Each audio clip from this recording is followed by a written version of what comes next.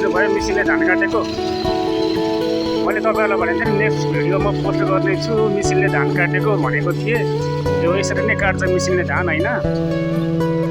पहिला चाहिँ अलिकति हातले काटिदिनु पर्ने हुन्छ मिसिनलाई बाटो बनाउनको लागि।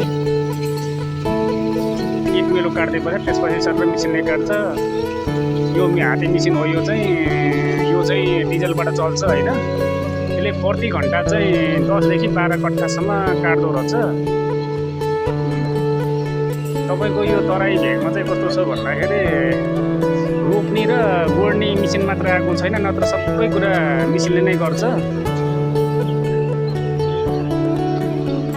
जसले चाहिँ धान काटेको कसरी मान्छेले काट्यो भन्दा पनि राम्रो रे, सर मिलाएर राखेको हुन्छ यो धान पनि एकमै राखेको हुन्छ।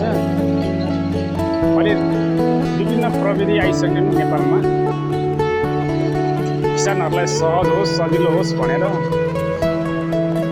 अनि अनेक किसिमको मिसिनहरू आएको छ।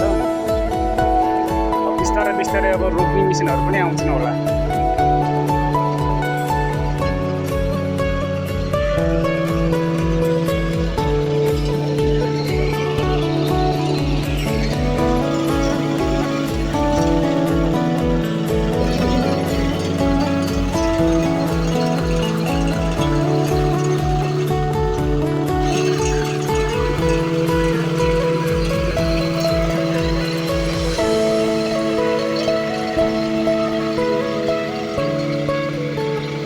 अब तपाईँहरूलाई नेक्स्ट भिडियोमा चाहिँ मैले थ्रेसर मिसिन भन्ने हुन्छ, त्यसले चाहिँ धान एकातिर पराल एकातिर गरेको भिडियो चाहिँ पोस्ट गर्दैछु है त।